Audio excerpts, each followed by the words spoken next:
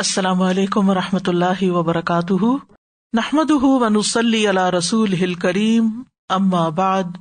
فاعوذ باللہ من الشیطان الرجیم، بسم اللہ الرحمن الرحیم،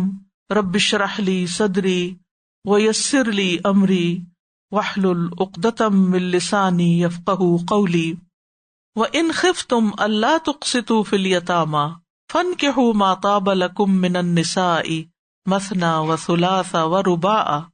فإن خفتم ألا تعدلوا فواحدة أو ما ملكت أيمانكم ذلك أدنى ألا تعولوا، اور اگر تمہیں خوف ہو کہ تم یتیم لڑکیوں سے انصاف نہ کر سکو گے تو دوسری عورتوں میں سے جو تمہیں پسند آئیں،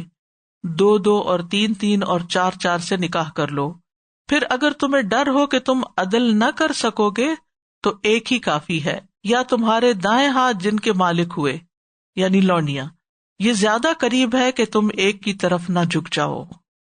وَإِنْ خِفْتُمْ أَلَّا تُقْسِطُوا فِي الْيَتَامَى، یہاں یتیم بچیوں کے اولیاء کو خطاب ہے جو ان کے ذمہ دار ہے، یعنی اگر تمہیں ڈر ہو کہ ان یتیم بچیوں کے ساتھ نکاح کر کے ان کے ساتھ انصاف کا معاملہ نہ کر سکو گے، مہر کم دو گے یا ان کے ساتھ اچھا برتاؤ نہ کر سکو گے، تو ان کے علاوہ دوسری بچیوں سے شادی کرو، اور اس میں زیادہ تر میکسیمم کہاں تک جا سکتے ہو؟ 4 تک۔ اصل میں اس آیت کے پیچھے ایک کانٹیکسٹ ہے، ایک حضرت عائشہ کی وہ روایت ہے جس سے عرب معاشرے کی ایک جھلک بھی پتہ چلتی ہے اور اس آیت کی پوری طرح سمجھ بھی آتی ہے۔ عروہ بن زبیر جو حضرت عائشہ کے بھانجے ہیں، وہ کہتے ہیں کہ انہوں نے حضرت عائشہ سے اس آیت کا مطلب سمجھا کہ اس کا کیا مطلب ہے، تو عائشہ رضی اللہ عنہا نے فرمایا، اے میرے بھانجے، اس سے مراد وہ یتیم لڑکی ہے جو اپنے سرپرست کی زیر کفالت ہوتی، وہ اس کے مال میں بھی شریک ہوتی، پھر اس سرپرست کو اس کا مال اور جمال پسند آ جاتا تو اس سے نکاح کر لیتا، لیکن مہر دینے کی بابت اس کی نیت بدلی ہوئی ہوتی، یعنی وہ اسے اتنا مہر نہ دیتا جو اس لڑکی کو کسی دوسرے مرد سے مل سکتا تھا۔ تو اس سے منع کیا گیا کہ یتیم لڑکی کا حق مہر نہ مارا جائے، اور صرف یتیم لڑکی کا نہیں، کسی بھی عورت کا حق مہر مارنا جو ہے یہ بھی کبیرہ گناہوں میں سے ایک ہے۔ وَإِنْ خِفْتُمْ أَلَّا تُقْسِطُوا فِي الْيَتَامَى، اگر تمہیں ڈر ہو کہ تم یتیم بچیوں کے معاملے میں انصاف نہیں کر سکو گے تو پھر کیا محذوف ہے یہاں؟ پھر ان سے شادی مت کرو، پھر ان کے علاوہ دوسری عورتوں سے شادی کرو۔ اور شادی کے معاملے میں یہاں ایک اور اصول بتا دیا گیا ساتھ ہی اس کانٹیکسٹ میں کہ فَانْكِحُوا مَا طَابَ لَكُمْ، نکاح کرو جو تمہیں پسند آئے، یعنی اس سے یہ پتہ چلتا ہے کہ زبردستی کا نکاح نہیں کرنا چاہیے۔ طابہ کا لفظ طیب سے ہے، یعنی اس عورت سے شادی کرو جس کا دین، مال، حسب، نسب، حسن و جمال اور دیگر صفات جو نکاح کی طرف راغب کرتی ہیں انسان کو، ان کو سامنے رکھو۔ یعنی ایسے ہی کسی سے شادی مت کر لو کہ جو زبردستی کی ہو اور پھر اس کے بعد تم نبھا نہ سکو۔ اور اسی طرح والدین کو یا جو سرپرست ہیں ان کو بھی کسی لڑکے یا لڑکی کی شادی اپنی مرضی سے جبرن نہیں کر دینی چاہیے، بلکہ جن کی شادی ہو رہی ہے ان کا لحاظ رکھنا چاہیے کہ ان کو بھی یہاں رشتہ پسند ہے یا نہیں۔ فَانْكِحُوا مَا طَابَ لَكُمْ، اور طابہ کا لفظ طیب سے بھی ہے، یعنی ایک اور معیار بھی دیا جا رہا ہے کہ شادی اس بندے یا بندی سے کرو، یہاں تو خیر عورتوں کی بات ہے، لیکن دونوں لحاظ سے کہ جو طیب ہوں، پاکیزہ کردار کے مالک ہوں، اچھے لوگ ہوں، نہ کہ کسی کے ساتھ بھی وقتی طور پر اس کے حسن سے متاثر ہو کر تم شادی کر لو۔ اور پھر ہمارے دین نے ہمیں سکھایا ہے کہ تنکح المرأة لأربع لمالها ولحسبها ولجمالها ولدینها فاظفر بذات الدین تربت یداک، عورت کے ساتھ 4 باتوں کی وجہ سے شادی کی جاتی ہے، اس کے مال کی وجہ سے، اس کے حسب نسب کی وجہ سے، اس کی خوبصورتی کی وجہ سے، اس کے دین کی وجہ سے۔ تم دین والی لڑکی کے ساتھ شادی کرو، تمہارے ہاتھ خاک آلود ہوں، یعنی طیب عورت کا انتخاب کرو، اچھی عورت کا انتخاب کرو، اور اس کے لیے یہ بھی حکم ہے کہ نکاح سے پہلے عورت کو دیکھ لیا جائے۔ اور ایک حدیث میں آتا ہے رسول اللہ صلی اللہ علیہ وسلم نے فرمایا، اپنے نطفوں کے لیے اچھی عورت کا انتخاب کرو، ہم پلہ عورتوں سے نکاح کرو، اور ہم پلہ مردوں کو اپنی بیٹیوں کا نکاح کر کے دو۔ یعنی بہت زیادہ معاشرتی فرق بھی نہیں ہونا چاہیے، کیونکہ اس میں کیا ہوتا ہے کہ پھر اگر لڑکی بہت امیر گھرانے سے ہو تو لڑکا عموماً احساس کمتری کا شکار ہو جاتا ہے،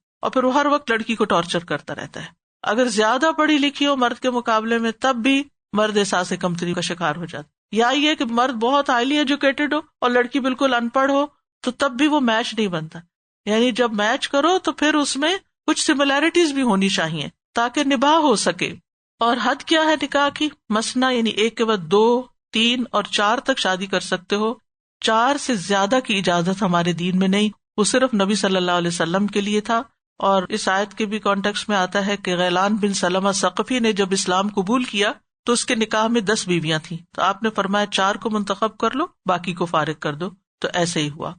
لیکن 4 تک رخصت دی جا رہی ہے، کوئی حکم نہیں دیا جا رہا. یعنی 4 تک کی اجازت ہے، اس کا یہ مطلب نہیں کہ یہ ہر مرد کو حکم دیا جا رہا ہے کہ وہ ضرور 4 تک شادیاں کرے یا 2 شادیاں کرے یا 3 شادیاں کرے. کیونکہ آگے ہی فرمایا فَإِنْ خِفْتُمْ أَلَّا تَعْدِلُوا فَوَاحِدَةً، پھر اگر تمہیں ڈر ہو کہ تم عدل نہیں کر سکو گے تو ایک ہی پھر ٹھیک ہے. یعنی ہر انسان کو اپنا پتا ہوتا ہے کہ میں مالی اعتبار سے، جسمانی اعتبار سے کہاں کھڑا ہوں، میرے حالات کیا ہیں، میرے گھر کے حالات، میرے معاشرے کے جو آس پاس کے لوگ ہیں ان کے حالات کیا ہیں، اور اس کے مطابق وہ فیصلہ کرے. نہ کہ صرف ایک بیوی سے ناراض ہو کر یا اس کی کوئی عادت پسند نہیں تو ہر وقت اس کو دھمکی دیے رکھے میں دوسری کر لوں گا، میں دوسری کر لوں گا. تو یہ طریقہ درست نہیں ہے.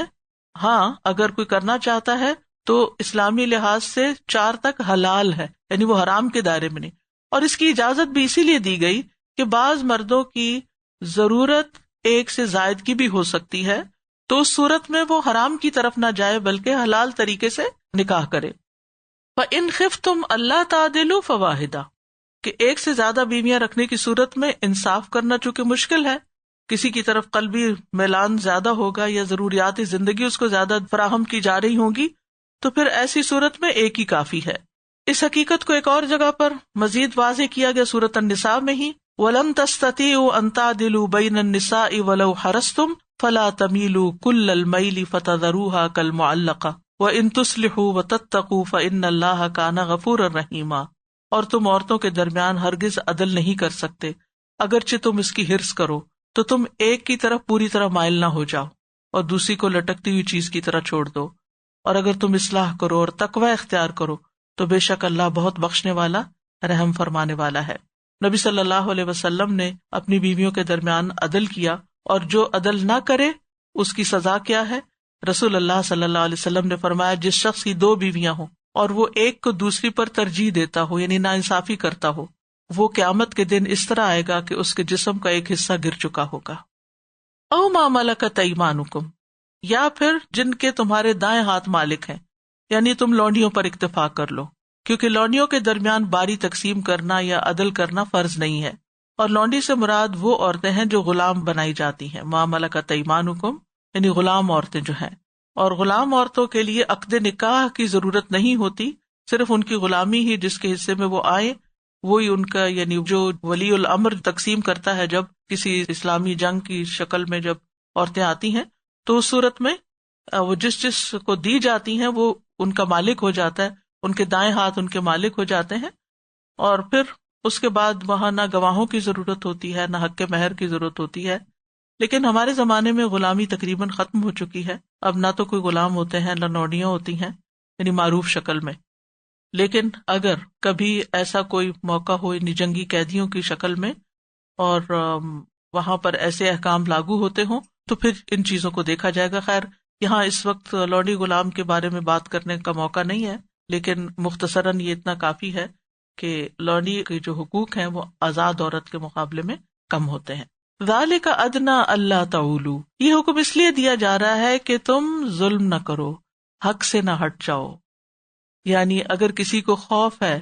کہ وہ اتنا عدل بھی نہیں کر سکتا جتنا واجب ہے تو پھر اس کو دوسرا نکاح نہیں کرنا چاہیے، کیونکہ اگر اس نے پھر عدل نہ کیا تو ظلم کا شکار ہوگا، اور ظلم جو ہے وہ قیامت کے دن اندھیروں میں سے ہوگا. تو ایسا کام نہیں کرنا چاہیے جس میں ظلم کا اندیشہ ہو، خواہ وہ جائز ہی کیوں نہ ہو، مباح ہی کیوں نہ ہو. نہ صرف یہ کس معاملے میں بلکہ کسی اور معاملے میں بھی جہاں انسان یہ سمجھے کہ میں دوسروں کے حقوق پورے نہیں کر سکتا، ان پر زیادتی کروں گا، تو اس سے کنارہ کشی اختیار کرنا ہی بہتر ہے.